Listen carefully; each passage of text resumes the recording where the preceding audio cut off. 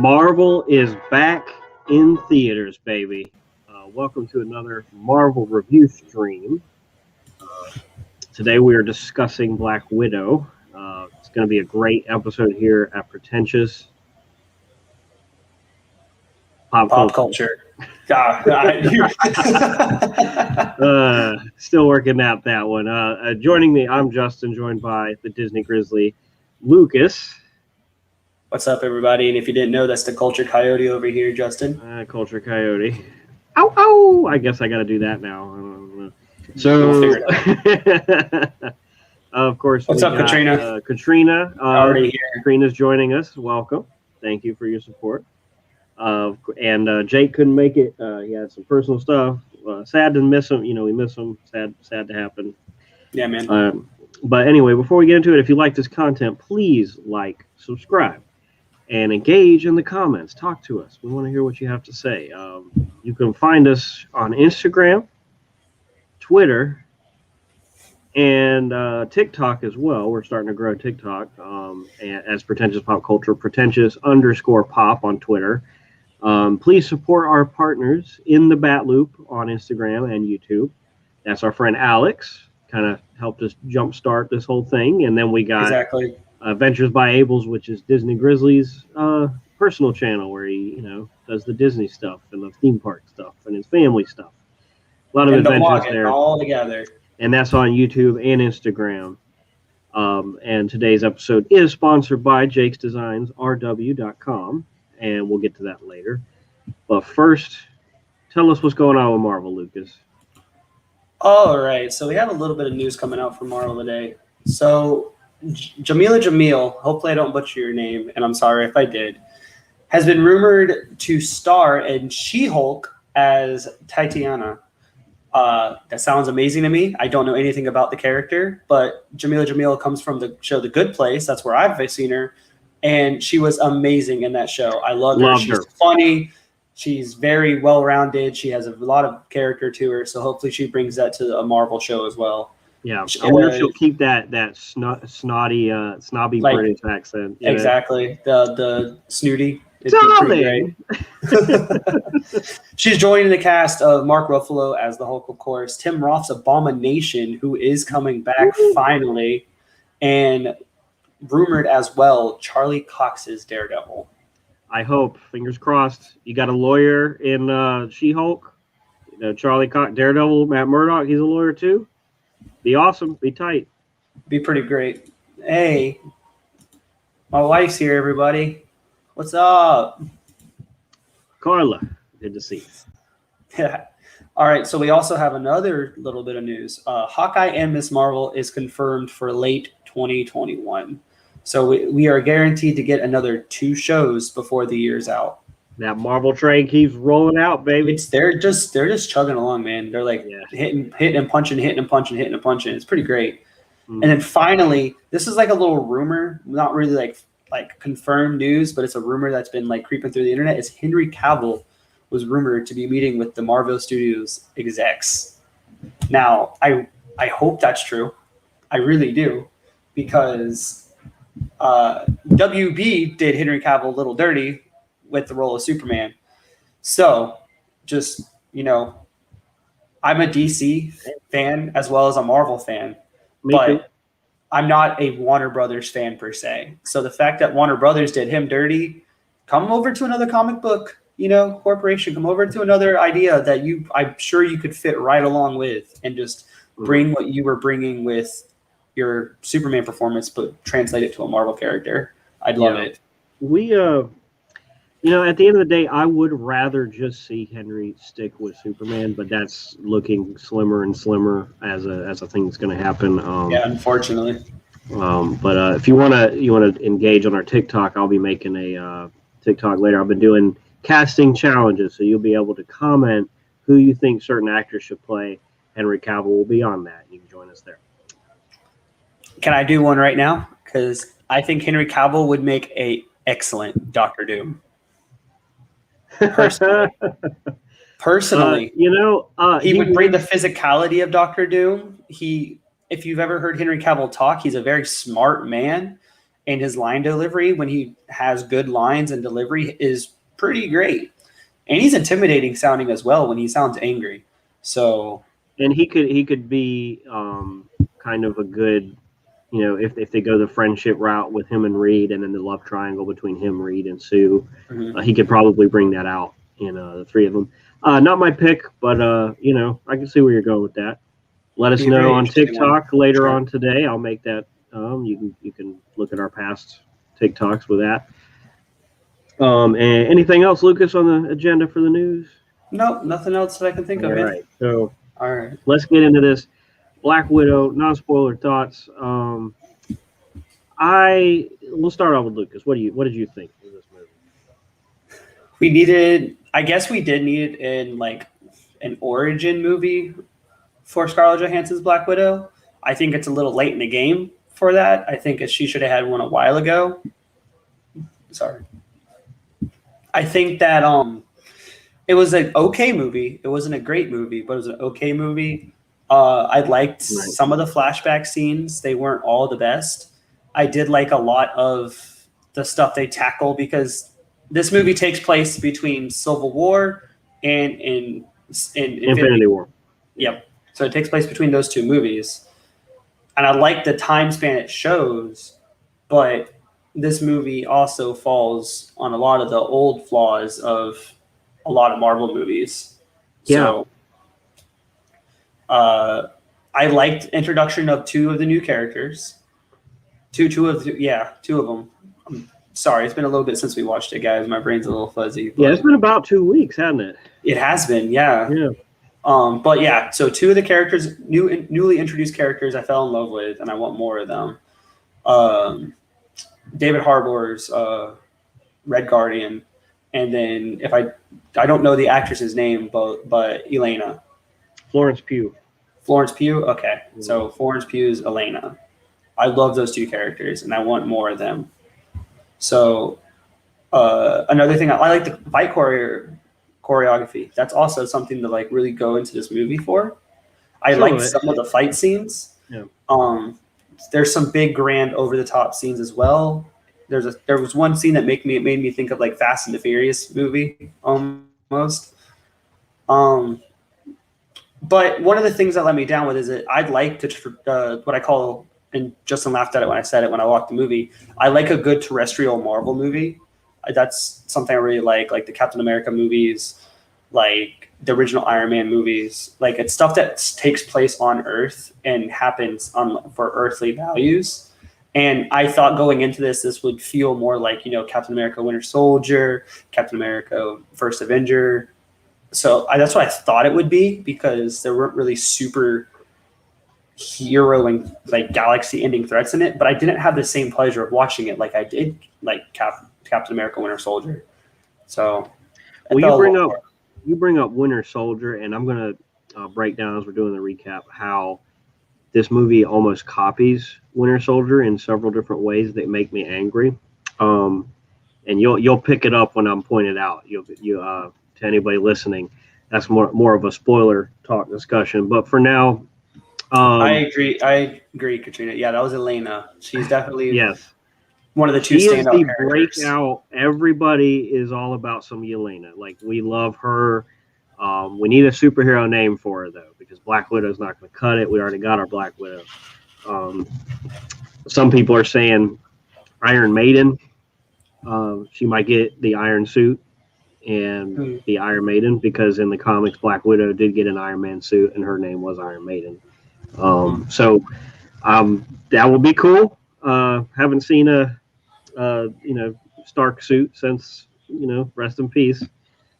But we got, so going in this movie, as soon as you sit down in that theater and the Marvel logo comes up, that quality bar is beyond most other projects, and that is true. 100%. This is a well-made, fun, hilarious, top-notch film.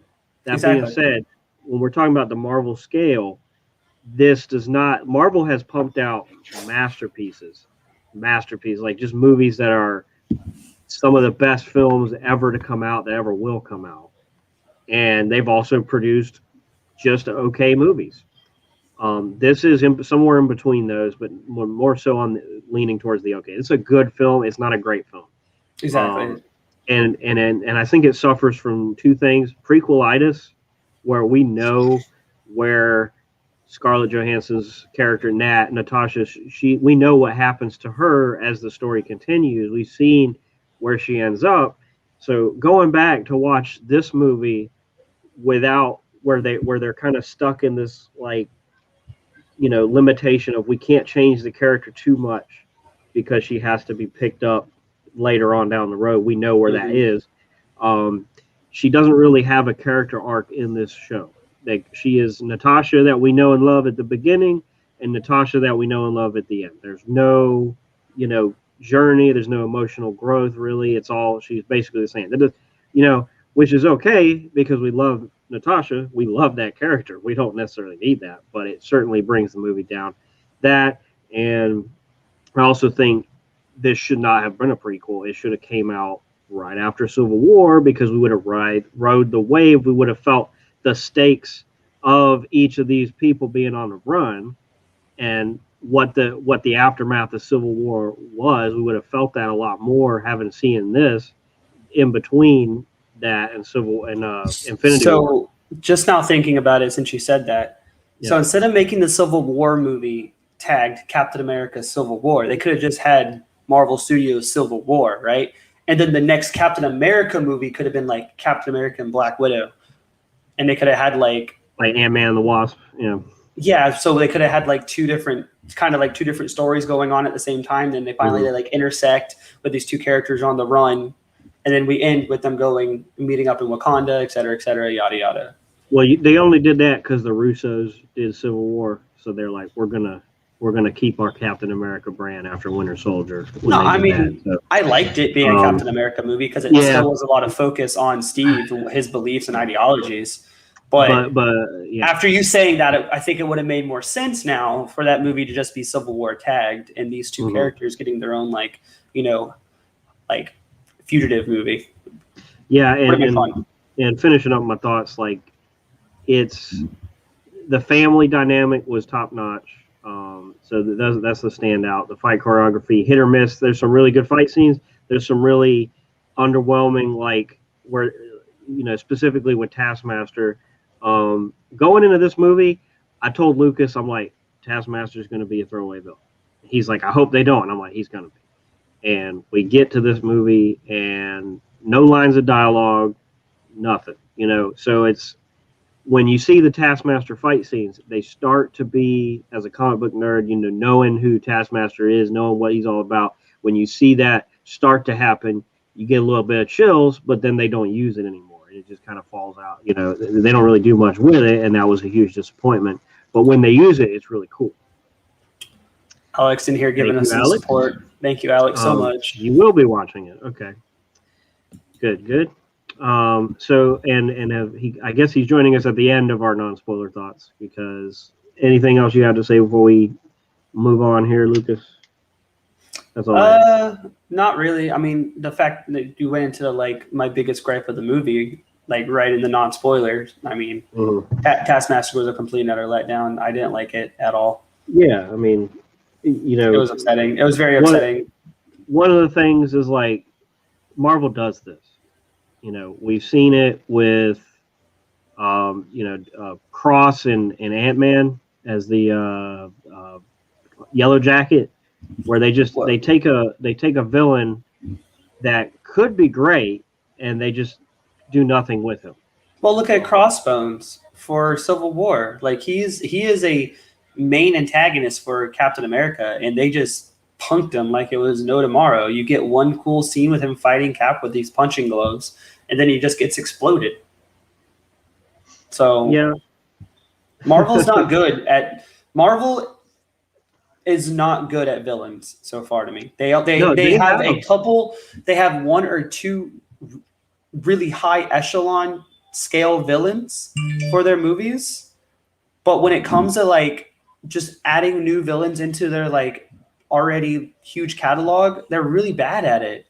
They Well, revisit them. Like look at Zemo. Take Zemo for instance. I didn't like Zemo at all from Age of I disagree. Ultron. I love Zemo I did not. Civil I did War. not like. No, oh yeah, he was. Sorry, he was an Age of. No, he was an Age of Ultron, not Civil War. Think about it. Wasn't he? No, Civil War. Right, you're right. Brain fart. Dad brain. Sorry. Ha. So I didn't like Zemo, but then when they reintroduced him in Falcon and Winter Soldier / Captain America in the Winter Soldier, I loved him. I liked what they did to him. So if you allow me to interject, Zemo, I thought as an adaptation, not the greatest at the time, but as a good villain, as a villain that challenged the heroes, I thought he was in the top 5. He actually accomplished something. He actually brought a threat to the surface. He actually just devastated the Avengers.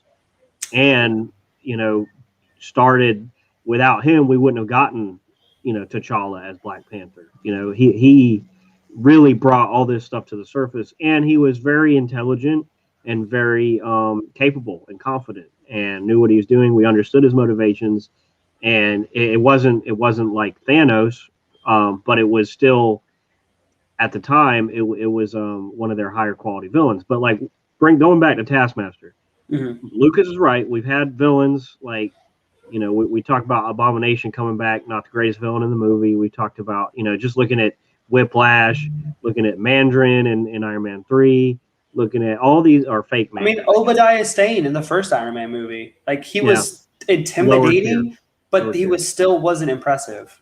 Right. So we've gotten this catalog of horribly written villains that didn't matter because the rest of the movie's quality was so good. But then after, Vulture, Killmonger, I believe Zemo, Thanos, and, some of the later, I think, Hela to an extent.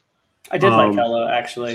So they've proven they can do this. This is phase 4. We need to demand that they do better. That's why I'm saying if this movie had came out, between Civil War and during phase 3, Infinity War, we wouldn't have had the bar up here. It would have been, a little bit right here. So anyway, before we get to the recap, anything else you want to say? No, we're okay. Hunky-dory. So today's episode was sponsored by Jake's Designs, rw.com. You can find a link in the description. Jake has a ton of unique designs for shoes, shirts, and more. You'll never have to worry about the shipping prices either because Jake ships for free. He's got these really cool Marvel shoes. I don't know if Lucas is going to bring them up. He's doing these Marvel-themed shoes that look really cool. He's got Deadpool inspired. He's got Spider-Man inspired, male and female Spider-Man inspired shoes. And he's got even Sylvie and Loki inspired shoes. So he's really relevant and they look great. If you like Marvel, you're going to love some of those shoes. Like Lucas is pulling them up right now. And he's also, you can see he's designed our very own T-shirt for Pretentious Pop Culture, which you can buy on his website to support the channel or future endeavors. He's also selling these really cool paintings, which I got. They look really tight. I don't know if you can see it behind the screen grab, but some pyramids with planets. So if you want to get something similar to this design, you can do it. They're pretty reasonably priced. I really like them. And you can use the promo code POPCULT at checkout for 10% off your order for this month. So please go support Jake's Designs, rw.com. Back to the stream. We got the Black Widow recap. Well, it's kind of going to be broken because, like I said, we've seen it 2 weeks ago. We're not all the way there. It's been a hot second, so we're kind of hazy, But I do know we start off in 1995 in Ohio, and we see two sisters playing. One of them's got blue hair and is a few years older than the other one. And this is little Yelena and Natasha. And then we get Rachel Weisz and David Harbour as their parents, and it's later on revealed that they're undercover. But we do get to start to see some of that family dynamic growing here, where I think at one point Rachel Weisz says like the one of the girls gets hurt. She says pain makes you stronger, and that has a payoff later on. We also they're having dinner, and this gets interrupted by David Harbour coming home and saying, "Hey, it's time to exit the undercover op." So they start running away from SHIELD agents, which are probably Hydra agents at this time because it's 95. I just want to say David Harbour's character, the Red Guardian, is my favorite character in this whole movie. But not at this point, because at this point he's looking like Hopper from Stranger Things, and he's he's real serious. In this scene, he does one of the coolest things ever in a Marvel movie to me. He's in the top 10 coolest riding on the wing, human characters doing something. I think. Well, so it's revealed as they're escaping that he's got super strength because he lifts something heavy. I can't remember what, and you're like, oh, he's super soldier. He flips a car. Is it a car? I thought it was a dumpster. I couldn't remember if it was a car. He flips something that has wheels and heavy. No. Eventually, yeah, but the first time we see him lift something, it's like, oh, he has powers, but I don't know if it's a car or a dumpster. It doesn't matter. Ultimately, they're going to a plane on a hidden airstrip, and they get in the plane and the car drive over there. Yelena is scared. These two girls are scared. So Yelena's like, play my song, and so they put American Pie on the radio to let them calm the girl down. So they get to the plane, they're escaping. Rachel Weisz, I don't remember her name, her character's name, we'll just call her Rachel. Oh, isn't it Melina? Melina and Yelena. Wow, very creative. Anyway, so they're escaping. David Harbour's on the plane shooting a gun, which is that what you're talking about? Is one of the coolest things. There's a car. Yeah, okay. And Katrina confirms on a car. Smart man. It's good memory, right? Luca's gonna do the recap next time. We're gonna have anyway.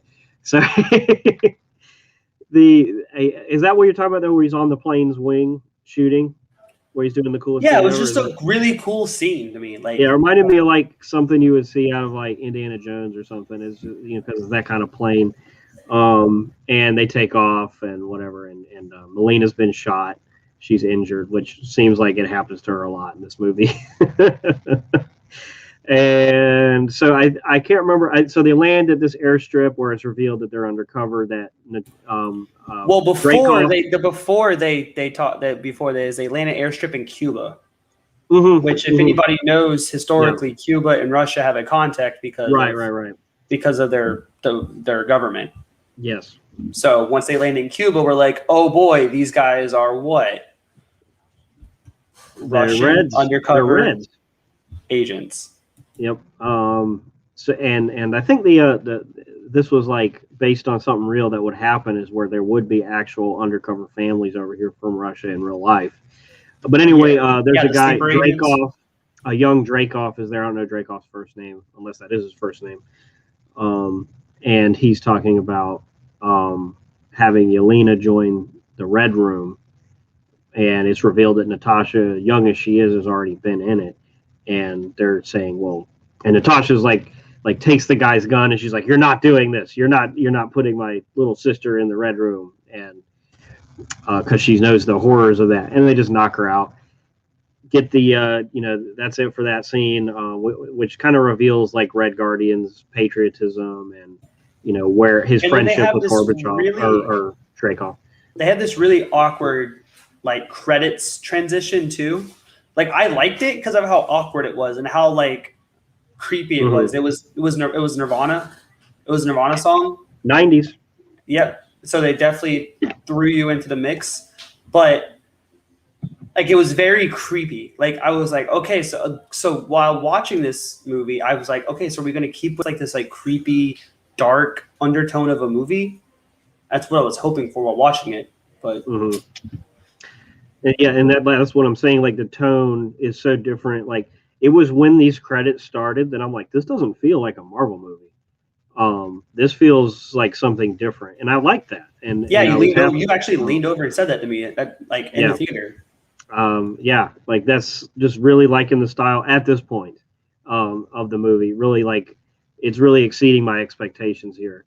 And of course, it's like a montage of the Red Room. So you see a lot of ballet, Russian ballerinas and stuff. Which at this point, I'm thinking, I guess John Wick grew up in the Red Room also, because that would make 100% sense. No, because they only use women, little girls. I mean, yeah, but I mean, look what John Wick can do. Yeah, and so 20 years later, there's a building surrounded by Ross's peeps, General Ross, and just to set up, the time period this movie's taken, they're going after her. They're like, you killed the king of Wakanda, or not killed, what it was. I can't remember. Jake wrote it down here. They said you killed the king of Wakanda. Assaulted the king of Wakanda because she fought Black Panther, which is like such a you assaulted Black Panther, like this dude with a vibranium suit and claws and super strength. Oh no. I just beat you with my little sticks and my shot gloves. Oh God, I'm the assaulter. So, and of course they're going into this bathroom, and it's revealed that and she's kind of like digging at him, like, how many heart surgeries have you had? And he's like, you don't need heart surgeries. You don't need a heart when you have family. But he doesn't have family, so he's looking pretty old. Anyway, that was a fast. Your name's not. You caught me. So anyway, no, he's just, they're kind of digging at each other, and she's like, you're gonna lose. Why don't you find something better to do with your time? And he's like, no, we're coming after you. It's too late for you. And they go in, it's just a tracking device in the bathroom. She's on some ferry in like some European country. I don't know where. Do you remember where? It doesn't matter. It doesn't really matter. She's on the run, and that's where we're at. This sets the tone. Like, this is where we're at in the time period right here. So she's at this. I think before we get to that, before we move on from there, they go to, I think, is it Budapest? Budapest, sorry. Is it Budapest? I think where Yelena is at. And, yes. Where they're running through the street. Okay. By the way, if you don't know how to pronounce Budapest, after watching this movie, you will. They'll tell you many times, multiple times. They'll tell you. So that's where, of course, Budapest being that mythological thing where, and we keep hearing about the story of Budapest from Black Widow's dialogue in previous Marvel projects, but we haven't gotten really any info about it. But so it's this little, Lucas kind of looked over at me and was like, hey, they're in Budapest or whatever. Like, Justin might have been onto something here. But this wasn't like the flashback. This is current, and Yelena's there. The reason why I leaned over and said that to you, because like once before, there's something in this movie that proved you wrong. Remember about the whole shows and everything tied in. That was another thing you would always tell me. It's like, they're never going to touch on this ever again. I think that was Jake, because I was like, I think they're going to do it. I don't know. It doesn't matter. I don't want to get bogged down. The joke's still a joke, though. I know. It's funny. Yeah, because like, who knows? Like, we're never going to. It reminded me of like Anakin and Obi-Wan talking about Cato Nemoidia, and he's like that business, like they just always refer to stuff in their past that we never see. Anyway, I thought we're there. Yeah, I don't think we did. Anyway, Yelena's there. There's other Black Widows, so we're seeing like there's like a team of Black Widows. I don't really remember what goes down. I just know that I think they're going after this antidote. They're all under control, and they're going after an ex-Black Widow. Yeah, so apparently they're all under control. One of them has broken free, and she's got these vials. And during this scrap, that one dies. The one that escaped dies, but not before Yelena gets exposed to the antidote, therefore breaking her control of the Red Room's manipulation over her. And she kind of wakes up and is back in reality. And her mission is like, at this point, I got to free all the other Black Widows. This is bad. So, we get back to Natasha's in a trailer in the wilderness, just kind of, doing the fugitive thing. We get one of the characters whose name I forgot, but he's just like her little handler, having a little conversation with him. and he's got like a box of mail from. He's like, this is from Budapest, and there's like a little case in it, which we don't know yet, but later will be revealed to be the files of the antidote that I guess Yelena sent to Natasha, which is like, I don't know, I don't really remember, like 2 weeks ago. Why?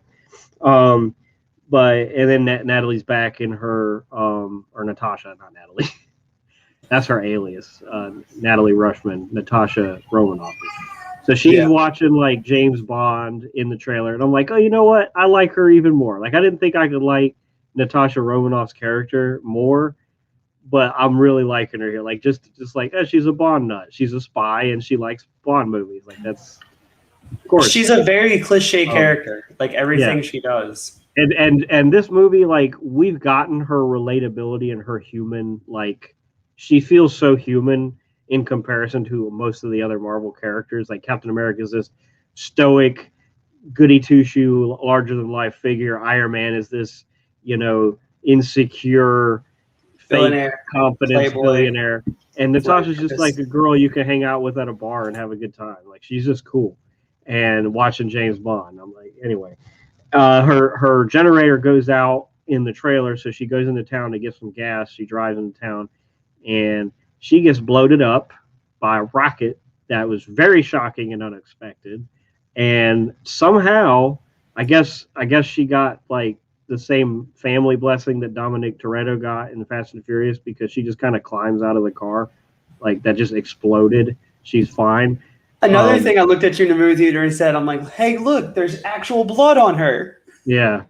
But that's how you know she's human, because she bleeds. She survives an explosion, but she's bleeding, so it's okay. So anyway, it's Taskmaster. He's going after the vials.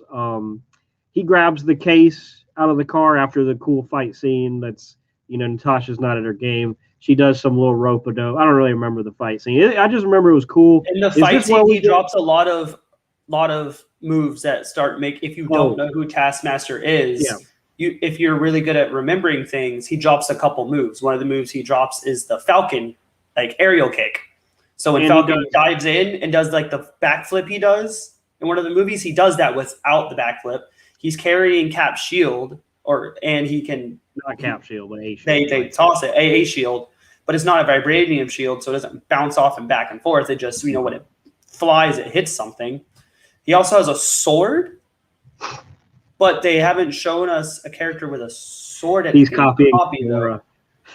He saw Gamora. Gamora's not on Earth yet, but just in case. Anyway, and maybe he was because Ronin wasn't a thing. Yeah, so he, that the sword was just there. He also, I think he does like some like grapple swinging like Spider-Man too. He does, yeah. He has like the grapple hook going on. Yeah. But he also, the first thing we see is he does the Natasha flip where he lands like the pose. And that was probably the coolest image of the entire Taskmaster appearance, is when they both land in the same image, which is what you want out of Taskmaster, because that's cool when you see that. But anyway, I digress. And like, this is like one of the only two scenes where we actually get to see Taskmaster do some Taskmaster things. And so gets the case, doesn't open it, but Natasha's already taken the vials. He kicks Natasha off the bridge, and we leave that. I guess she's just fine. I don't remember her like struggling. I think she just made it out and was okay, right? Like, there was no like detrimental wounds to her, if that's what you're asking. There was a bunch of like a couple cuts and a couple bruises. But yeah, so she's fine. She goes to her safe house, and Yelena's there. They have a little fight where they're kind of like doing the spy versus spy thing, where like neither one of them knows if the other can be trusted, so they kind of fight before they can calm down and like, say, okay, we're on the same team, we're on the same page here. And right when, Yelena's explaining about the vials and that other Black Widows are out, where they start to talk about Budapest, where at this point, I think this is where Natalie Rushman, Natasha Romanoff is talking about Budapest, where she was like exiting the Red Room and entering Shield by killing Dreykov, and she ended up getting Dreykov's daughter killed.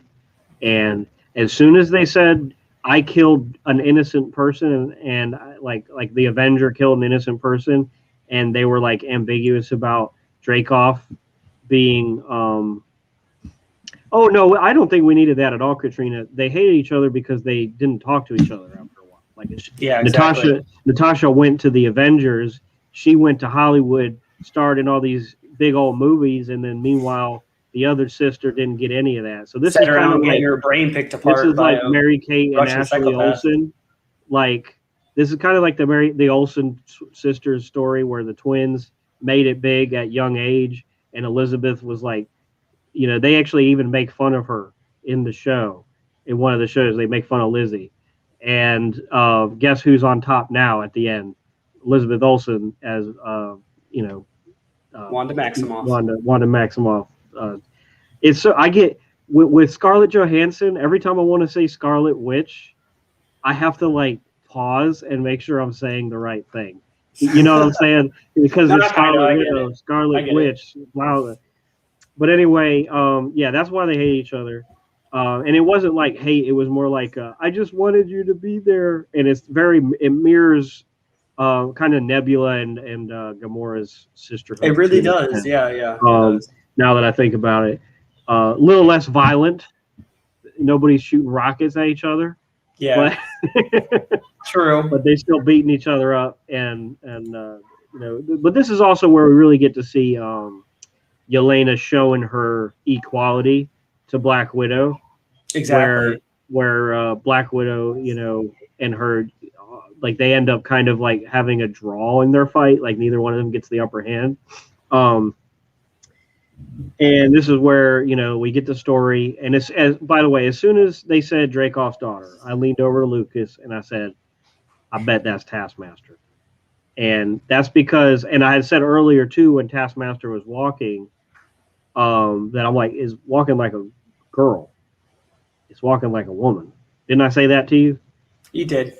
Yeah. I was like, I hope this isn't the case, but that's not that I'm angry at women. I don't give a care about gender swap. I don't care about a gender swap role. That wasn't what I was caring about. But yeah. Anyway, the backstory of the character and who the character is what I was having a problem with, because once you said it, I believed it. Or just the lack of fleshed out anything. But anyway, so we go from there.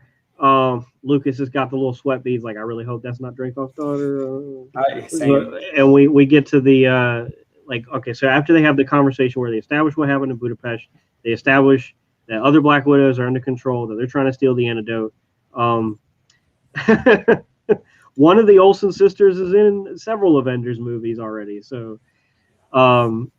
that being said, I didn't do it first. Have the other sisters be variants?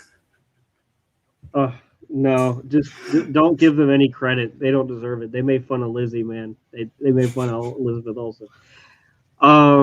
Where was I? So after they establish what's going on, they get on the same side. They have a little playful banter. They get attacked by Black Widows that are under control by the Red Room, and Dreykov, who Natasha still thinks is dead. And we get some fight scenes. I don't really remember much. I just know that another tragic, violent thing happens where Natasha falls like 6 stories and lands and is okay. It's like, okay, well, superhero, I guess. She's a superhero. She's fine. She doesn't have any powers, but like, okay. The Batman syndrome. Right. But like, they see one of the Black Widows on the ground. Jake's in. What's up, Jake? Oh, Jake. Jake's joining us a little bit. We get to where she's on the ground watching the Widow visibly controlled to commit suicide by the Red Room. She shoots herself. And, it's like, you believe me now? And they're like, yeah, I believe you. Let's go. And before they go, exactly like in Winter Soldier, a faceless creature, person without any dialogue shows up after the initial wave of bad guys couldn't kill Nick Fury and Winter Soldier. The Winter Soldier shows up after the initial bad guys couldn't get the files and Black Widow. Taskmaster shows up. Same, it's almost the same exact kind of deal, and but it's not portrayed the best same way. That, like, no, it's not Winter Soldier portrayed did as better. well. Right, exactly. And so we get that, but we get car chase scene, and we get the funny line of like Yelena steals a car, and Natasha's like, "You can't just steal a car," and she's like, "What? You want me to unsteal it? You want me to chase that guy back down and give it back to him?" And this is where I really like Yelena. Like, I didn't want to because I didn't want anybody to replace Natasha, but I like her. She's doing great. Florence Pugh killing it. And so there's a car chase. This is where Taskmaster is using bow and arrow. Second scene where we get to see some copying, but it's even lesser than the first time. And, exactly. And that's it. You know, you really don't get to see any more after this. No, we get to see later down the road. We get to see a Black Panther reference, and we get to see a Spider-Man reference. Okay. During another fight. Yeah. It's not enough. It's not. No, it's not enough. Sorry. We keep talking about Taskmaster because that's I think the biggest. He's in the scene. He's in the scene. She's in the scene. We've already revealed the gender. So it's hard to say she when I've known him as a he for so long. When we say Taskmaster in general, we're talking about the character that's been around for years, not just this one. But when we talk about this one, she. And so they escape. This is where we have like the car scene where, you know, she's like, "What do you want?" She's telling Yelena, "What do you want to do with the rest of your life?" And she's like, "I don't know. I've never done anything. I just went shopping. I bought the first clothes for the first time. I got this vest. You like this vest?" And then a cool tactical vest. Yeah, and if you're paying attention, it's Natasha's vest from Infinity War, when she had the blonde hair. Just a fun little backstory to that. And she's like, "You like the vest? I knew it. I knew you'd like the vest. It's awesome. It's got pockets. It's a vest with pockets." Which just some cute, like you as the audience are just falling in love with Florence Pugh's portrayal of this character. That I fell in love with the dynamic of the two characters, though.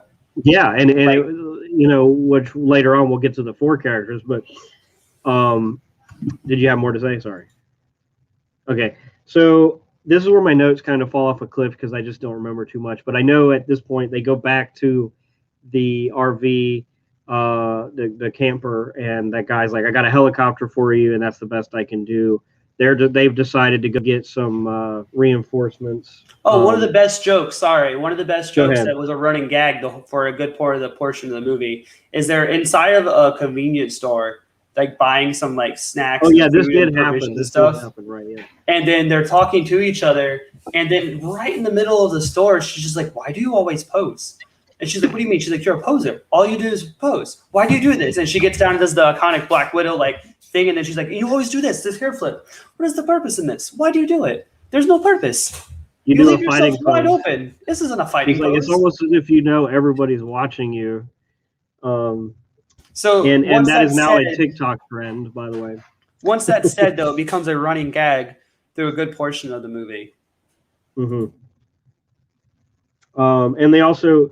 I also forgot to talk about, this is where they're bonding a little bit more. They're at that cafe, and Yelena's like, "I made up a backstory for you where so-and-so happened. You know, you're like a doctor or something." And it's just like some piece. It's like sisterly dialogue of like, if I never saw you again, I just imagined you ended up, out of the Red Room having your own life.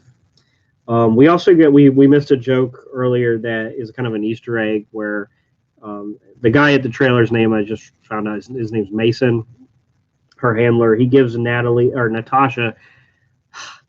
You were not going to beat that Natalie tonight. Natalie Rushman, like that's her alias, And he gives her a fake identity, Fanny Longbottom, who is a Bronze Age comic character reference. And later on, we'll see Yelena gets a dog, and she names the dog Fanny. So, are you frozen or?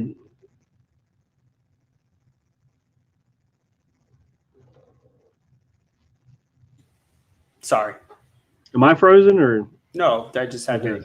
to. Oh, I didn't know. I didn't know. No, you're good. I mean, No, you're good. We're having a little technical difficulties though, because now you did yeah. freeze up. Good. Continue. Keep going. We got this. We're going into them trying to rescue the Red Guardian I'm at this reading point. I'm reading some notes. Because like I'm trying to Jake, since he couldn't be here, he's kind of like included some of his thoughts. I'm trying to include them, making sure I'm not missing any. So here we go. From there, they've decided that they start talking about Red Guardian. They're going to go break him out, and this is where we get the introduction to Red Guardian in the prison. He's arm wrestling someone who I think Ursa Major. Yes. And he claims, the actor claims he is the first mutant in the MCU because in the comic books he is a mutant. It can transform into a bear. And this is where, and again, at this point, the movie still feels very different, other than the whole introduction with the silent villain being similar to Winter Soldier. This doesn't really feel like a Marvel movie at this point. So because we cut to this prison, Red Guardian is having a arm wrestling match with Ursa Major, and he's going through like lines of people first. He's getting tattooed. He's getting tattooed. He is talking about how he fought the great Captain America. What was the tattoo? It's something. Isn't it a Captain America, like something involving Captain America tattooed on his body? It was an Easter egg. I don't remember. It was. Like I said, we didn't get the premium, so I wasn't able to do the rewatch. So grab everything. He's sitting there talking to these people while he's arm wrestling a bunch of people to slam these arms, not even trying, right? And we're like, okay, so we know this guy's got super strength. And all the while he's talking about fighting Captain America. And finally, Ursa Major, someone who's in the comic books, he is part of Winter's something. It's the Russian equivalent of the Avengers. The Russians made this to fight the Avengers essentially, or like have their own superhero task force. And he goes, well, that's a lie. And Captain America was still frozen at that time. And then this is where we see like the Red Guardian just go like, what did you say? Are you calling me a liar? And then just slam and then wet noodles this guy's arm. And that was like, this is a Marvel movie. We just saw that. But it kind of reminded me of the level of humorous violence that Groot does in Guardians of the Galaxy, where he just demolishes like 15 guys and just smiles about it. Mm-hmm. But to add on to what Lucas was saying, Red Guardian, when he's talking about fighting Captain America, Captain America in the 80s was frozen. So Jake claims that he thinks that this is he fought Captain America while he was time traveling to return the Infinity Stones. So I think it was either that or Isaiah Bradley. That'd be dope. Yeah, I don't think we're ever going to get that. But like in the comics, Red Guardian did fight Captain America. That happened. So either it wouldn't make sense with the Isaiah Bradley though, especially with well, let's circle back at that when we talk about something else. Okay, but like at this point, there are several different things it could be. Like it could be like what Jake said. It could be Isaiah Bradley, or it could be, since this is a Phase 4 movie, and I think with the end of Loki, not I'll spoil it for Loki. We're not going to spoil it, but there might be some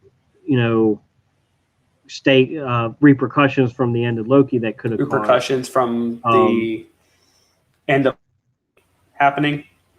Yeah, so that could have something to do with Cap, but I don't think. At this point, I think I have a feeling that might be just an obscure like thing that we never really get the answer to, and I kind of like that. I like that it's mysterious. I like that you're left wondering, is this guy just nuts, or did he actually fight? The fans are calling for more Red Guardian and more Elena. So no, they're coming. They're coming. Definitely. Yeah. They're both coming. We're probably going to get, a lot of people are talking about they want Red Guardian to fight U.S. Agent at some point. That would be a great fight. I think he'd be a fight. I think it'd be cool for him to be in the next Captain America movie. and have him square up against Sam Wilson's Captain America and be like, I wanted to fight the real one. And just no, because this isn't like a bad guy. Like, he's not a bad guy. He's not like he. When we cut to the prison version of him, he's still like basking in the glory of like Mother Russia and all that. But like, he's been out of it, and throughout the course of this movie, he does realize that it's not the same as he thought it was. It's, you know, Dreykov is not a good guy, and he should, you know. So anyway, he's a good guy. He's not a bad guy. And this Major Ursa. Mikhail Ursus, aka Major Ursa Major in the comments. Freezing up a bunch, buddy. Ursa Major is a mutant who fights with the Winter Guard, Russia's version of the Avengers. Mm-hmm. Okay. And it was Winter. He can transform into a bear, which Ursa, you know, means bear. So yeah. Anyway, beyond that, this is where we get Natasha, you know, in her white suit, which is clean, dope. Clean. Mr. Clean. Yeah, and we get like this awkward helicopter, you know, swing around where they're trying really hard to. They have a plan, but like as soon as they send Red Guardian a action figure, and what's in the? Is it a bomb? That's in the action figure. What was in it? Something was in it to let them know that they were coming to break him out. Yeah. And I think it was a bomb, because he goes, I'm not going to try and be stealthy. I'm just going to cause chaos and break out of here. And he's, of course, this is not the David Harbour we saw at the beginning. He's got like a massive beard. He looks like a rough Russian gulag prisoner, you know. And he's jovial the whole time. He's just having a good time. David Harbour's, you know, probably loving this role. So they end up breaking him out. This is the scene where I thought was the most Fast and Furious-y, because of all the crazy crap happening with like the helicopter flying around and bashing on things, and him and David Harbour, and Red Guardian jumping from platform to platform, but barely hanging on because his beard dad gut won't let him get up on the platforms anymore. But he's a super soldier though, so at the same time, you know, we expect that from him. We expect it from him. It's like Daddy Thor. It was like Daddy Thor. Again, Daddy Thor still strong. Yeah. Still superpowers. But so we get, and this is where as soon as Black Widow jumps out the helicopter, she does the fighting pose, and Elena goes, like, which, you know, one of the biggest joke mistakes comes later from that, but they do pay it off again later in a way that I just did not like. But so we go from there. They rescue Red Guardian, and this is where like my memory starts to get a little phasey. But I do know that he's like, I'm so happy to see you girls. I'm so happy. Like I love you girls, a family, yes, or whatever. And he's talking about, he makes like a misogynistic joke because he's been in prison. He doesn't know that times have changed, and I think he like makes like a period joke or something, and Yelena does like a really long, awkward, oh yeah, we were going to get, you know, pads and all. I don't really remember. It was really cringy. It was really cringy, and in a way that made Red Guardian really uncomfortable. And the best joke in the movie right after, where Natasha's like, we're not going to have enough gas to get there, and Red Guardian's like, oh, we'll be fine, and then immediately cuts to the helicopter crashing straight down. Like, that is so funny. It's the most Hollywood shot I've ever seen in my life. It didn't fit. It was something that belonged in like a Guardians of the Galaxy movie, not this series. And this is kind of like where we get to the tone of the movie shifting to the family dynamic with the humor. And they, of course, they go. I don't really remember how they get there, but they go to Rachel Weisz, Malina. She's got like a pig farm where she's doing experiments on pigs, and you know this is where they kind of, you know, the four of them's back together. Red Guardian goes to get his suit back on. It's this funny scene of him struggling to get it, where we got the three of the four of the family kind of sitting down at dinner, having that family dynamic again. where at the end of it, Red Guardian still thinks they're a family, and Yelena wants them to be a family, but is kind of like, sassy to everybody. It's a really heavy scene to me. It's probably my favorite. It's the best writing in the movie so far. It is the best writing. Because the dynamic between the family is so strong. It gets really strong. And it gives me incredible vibes. Yeah. Exactly, because deep down, Red Guardian and Melina, they feel like they're their parents. They do. Granted, they were given the greater purpose for Mother Russia, but they really think they're their parents, and they think they did the best job they could. Granted, what they grew up and knew. Mm-hmm. And so we get Natasha and Melina start to bond a little bit, and then Yelena goes to her room because Natasha's like, none of this was real, and she's like, it was real for me, and she goes and gets sad in her room, and Red Guardian just eating up the screen, going, I'll go talk to her. And they're like, no, stop. So he goes and he's trying to cheer her up, and nothing he can say or do works, and so he just starts singing the American Pie song, and this is where I looked over at Lucas. I was like, wow, this is some really good writing, because they set that up, paid it off, and it's making me teary. It's giving me great emotion. And he even dropped it, and so when they first sang it, of course, they had an American accent because they were American sleeper agents. But this time he had his Russian accent, and it hit differently. Yeah, and he was singing it slower and just kind of it got her. It reminded her of that nostalgic, better time where she actually felt like a normal person, and the only time in her life where that's happened. And so we go from here, and this is kind of where the good tier of the movie just dies for me. We go, they get attacked by the Red Room, instantly shoot Red Guardian with one tranquilizer, and he's like, oh, you think that's good? And they shoot him like a million. 30 of them. And then he's like, oh, he's like, that'll do. And then just flops over. I was right. I died. I laughed a lot. I did. I'm not going to lie to you. And my memory is super hazy because this is where the movie, like I said, I don't remember the rest of it as fondly.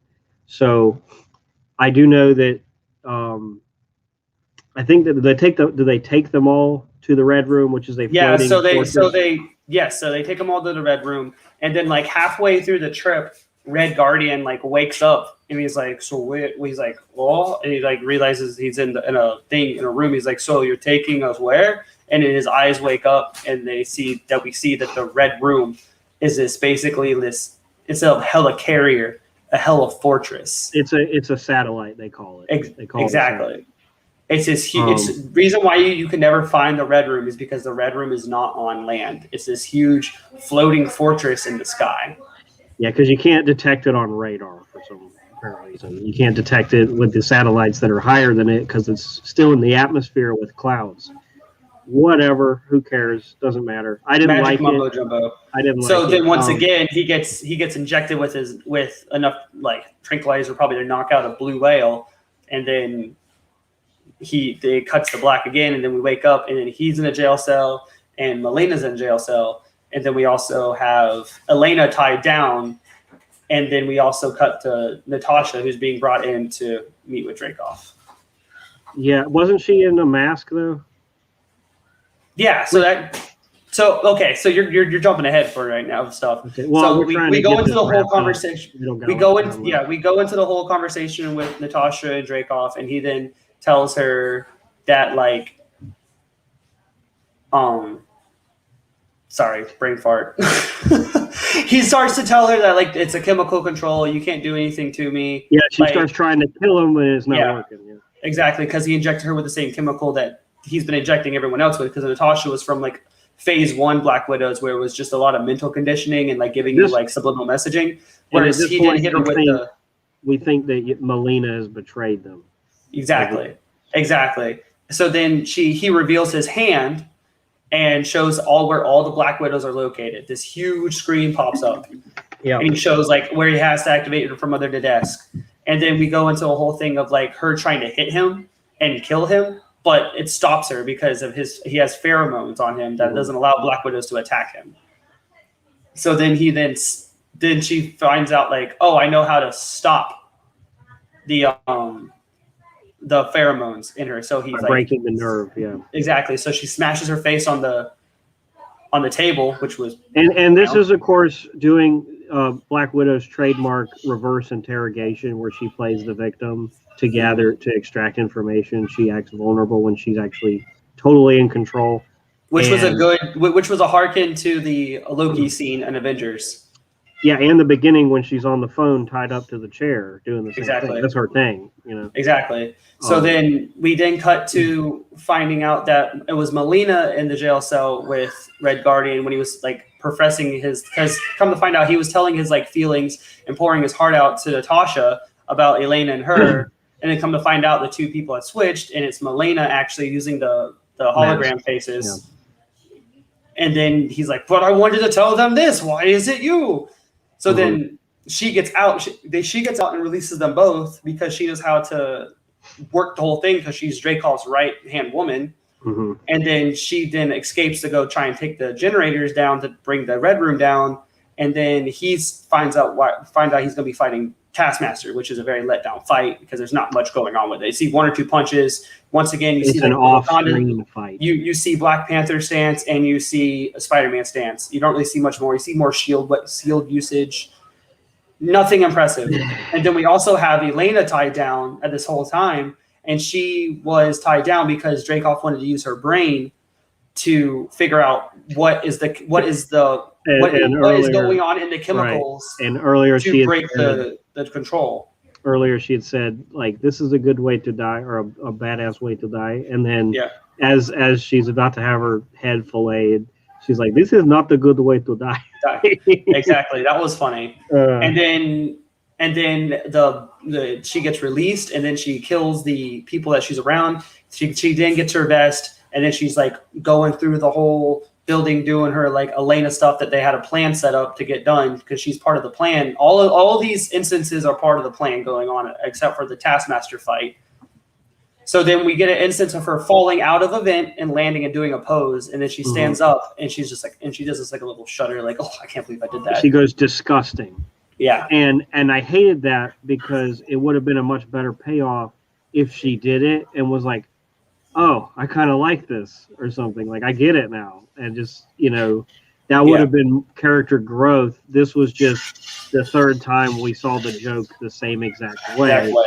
Just, it still got a chuckle out of me, but it was also like, I would have liked her character more. It was like a cringy chuckle. Yeah, because it's not disgusting to do that. It's like that's a little extra. But anyway, go ahead.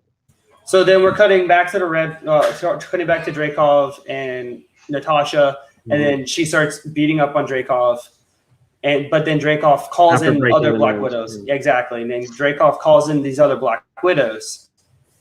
So then he escapes, and then leaves the room, and these other Black Widows are beating up Natasha, and then Elena, who has all the vials, she explodes it into the vents, and it spreads out into the vents after this fight scene, and then they all get dispersed, and then the Black Widows come out of their control, the mind control from Dreykov, and then at the same time, the helicarrier is falling apart because instead of dismantling the engine. I like how you keep saying helicarrier because, as I was talking about, this movie is so similar to Winter Soldier.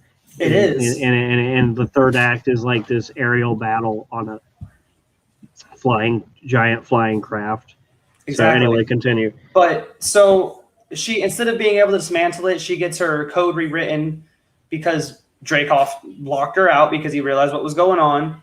And then she just destroys it. Like, it gets destroyed. So now, instead of de-escalating, descending slowly and, funly, they're just rapidly descending. And she's like, you girls need to hurry up, basically. So, well, I've never heard the Russian accent. Basically is leaving. So Dreykov's inside the planes or whatever, trying to get out with a bunch of other of his Red Room members that aren't women, by the way. Those are men he has.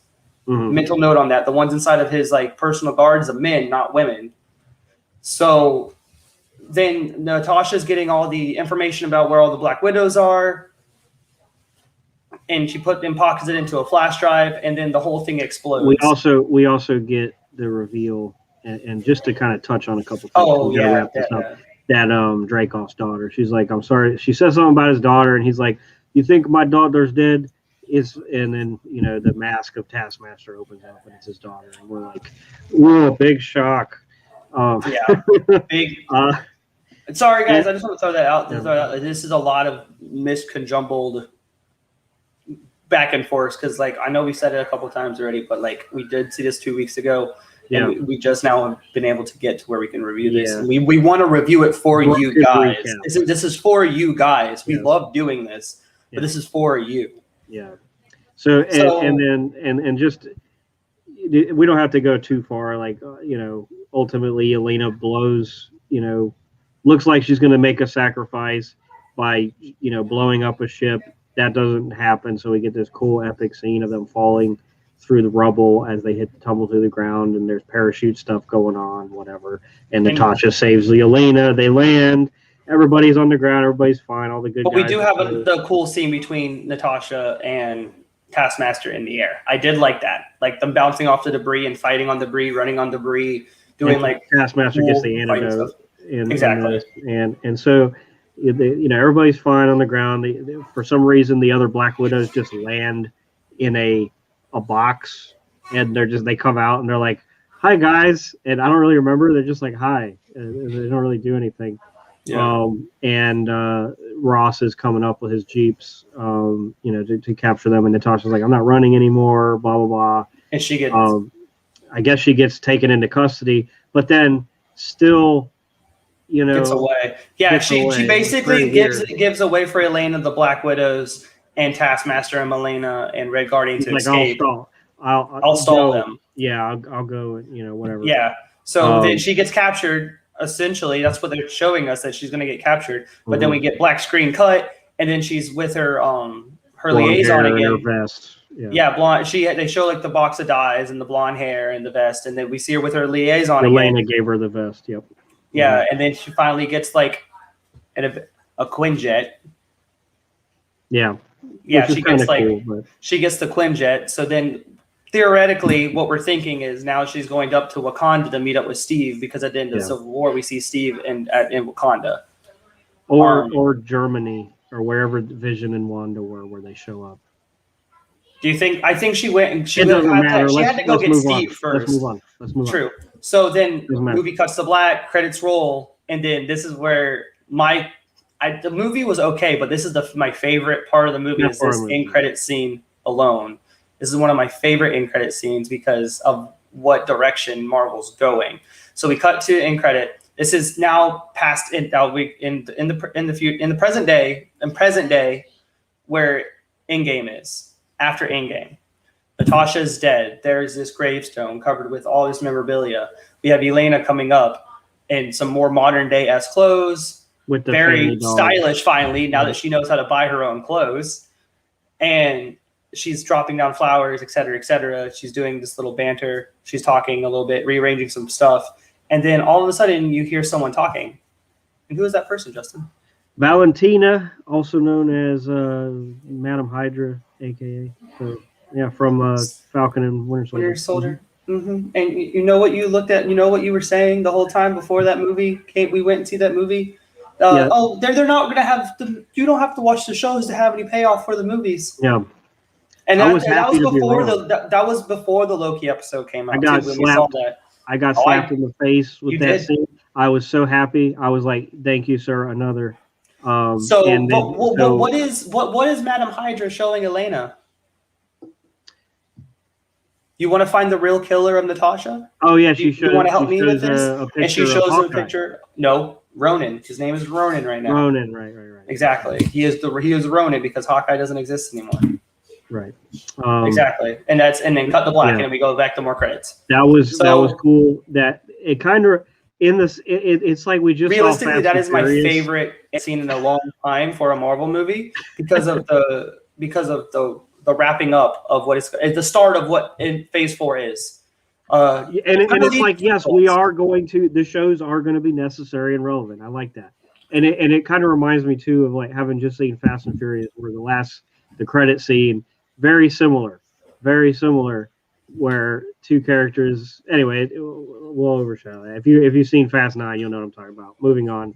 Yeah, but just the final thing to say with the appearance of Madame Hydra in the end credit scene, it almost confirms a lot of theories that we are going to get a Thunderbolts-esque movie or TV show down the line. Okay, yeah, and we don't have enough time to cover some of the other Easter eggs. There was a Crimson Dynamo drop earlier on, and look Crimson Dynamo up. It's just a little wink and nod, nothing really major. But we will probably almost certainly see Red Guardian again. We're definitely going to see Elena again. Mm-hmm. It was confirmed for Elena for sure, but I don't think they confirmed Red Guardian yet. I would hope. Right. But so, Justin, let's do a quick rating real quick. How would you rate this movie as a movie itself? Going back, like the one final mention I'll say, Winter Soldier clone. They, no dialogue in the bad guy till the very end, right? And when they finally fight, it's revealed that the bad guy is in control of another bad guy who's like an older dude in charge of an organization. Same thing happened in Winter Soldier. Same thing happened here. The only difference is Natasha didn't know Dreykov's daughter at this time. So it just feels like, and it's not that Marvel hasn't copied other movies. Like Doctor Strange is very similar in structure to the first Iron Man. Exactly. But this one just felt a little bit. But enough nuances to make it different. This was very much the same Pete and repeat almost. It was like a crappy remake of, not a crap. It was just like an underwhelming remake of Winter Soldier. They even have like the ships crashing and they're flying through the air to the ground, which look cool, but it's nothing we haven't already seen before. Exactly. Taskmaster really brings this movie down. Again, I don't care if it's a female. That would have been cool. But Taskmaster in the comics is, obsessed with copying everybody. We really get more of that mirror. I don't feel like we got enough. I don't think they needed to even have Taskmaster in this movie. He feels like, or she feels like someone. It could have been generic Super Soldier, Black Widow combination, yada yada. They could have fought the Shocker from Spider-Man for all I care. It doesn't matter. As far as like the third act of the movie, like up to the third act, great writing, great character building, great family dynamic. They were, like I said, it reminded me of The Incredibles, but I'm hoping like when I see the family dynamic, you want a scene at the end where they all come together to solve the problem. We don't get that in this movie. We get everybody's doing their separate thing, like little side missions, and half of it we don't even see. So like David Red Guardian versus Taskmaster, we see the beginning of it and it cuts away, and the end of it, and it's not that fulfilling. It's not that hype.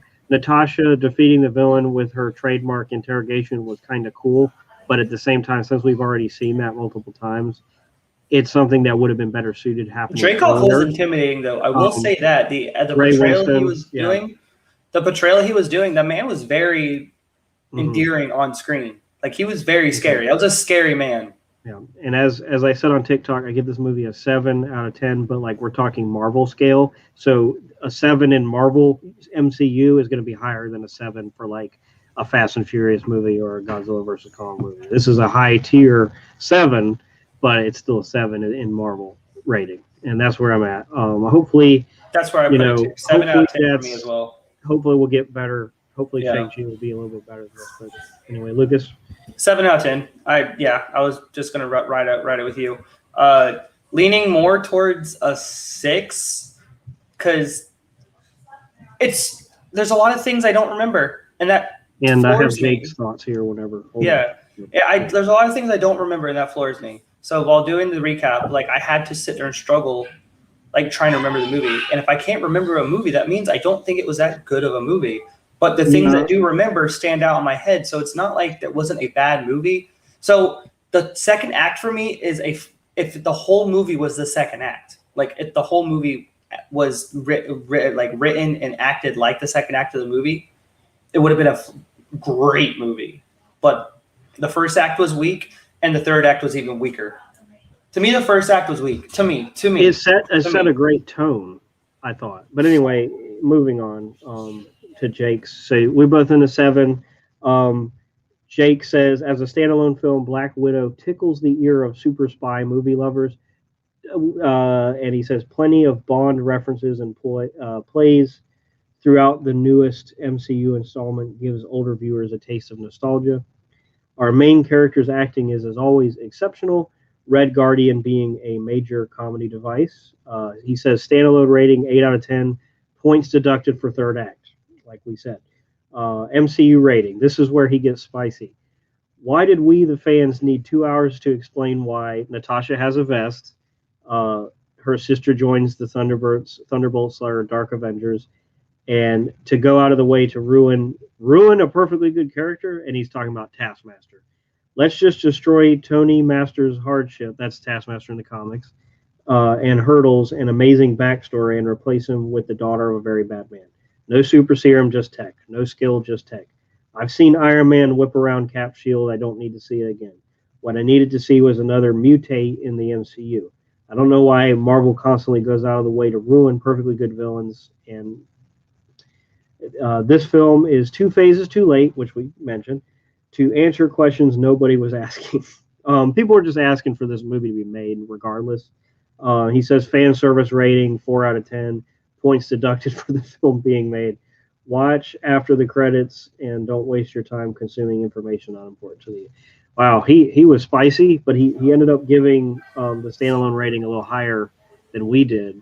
Jake's a little bit better at like per like making words than I am. I'm more of like a hype machine. I'm definitely a hype machine when it comes to like what I'm interested in. Right. And it's hard for me to accumulate words, but his words and what he said exactly makes me 100% agree. Like that is what I think. And just one final thing, Jake also says, Taskmaster first appears in 1980's The Avengers number 195. Taskmaster is a man named Tony Masters whose photographic memory and reflexes give him the ability to perfectly duplicate anybody's fighting style. He operates as a mercenary and frequently fights Marvel heroes, though he doesn't have an explicit connection to Black Widow or the Red Room. When we first meet MCU's Taskmaster, she's watching footage of Hawkeye and Black Panther's fight from Civil War. Throughout the film, we see her mimic the fighting styles of Black Widow, Captain America, Hawkeye, Black Panther, and Spider-Man. So, again, it's just the Taskmaster thing is just the biggest letdown in the world, Like here's what would have fixed it. Like let's say we were keeping Dreykov's daughter. Even if they had kept Dreykov's daughter, have her be friends with young Natasha, so that when that connection happens, where she's doing the same thing where Cap did with Bucky, where he's like, I don't want to fight you, where Natasha is like, I don't want to fight you, where you actually feel something. But that would have been even more of a Winter Soldier. It would have been even more of a copy. That's why they shouldn't have done that at all, and just not had that be Taskmaster, or just not had Taskmaster in this movie, or just not have this movie. Well, I enjoyed the family. There's enough of this movie that I enjoyed. There's plenty of it. It is a fun movie, like we said. It's got the greats. It does good. The quality of the set design, everything, the acting, everything looks great. But again, the complaints are there. It doesn't kill the movie. It's a 7 to me, like we said. Any further thoughts? 7, 6 for me. 7, 6 for me. No further thoughts, guys.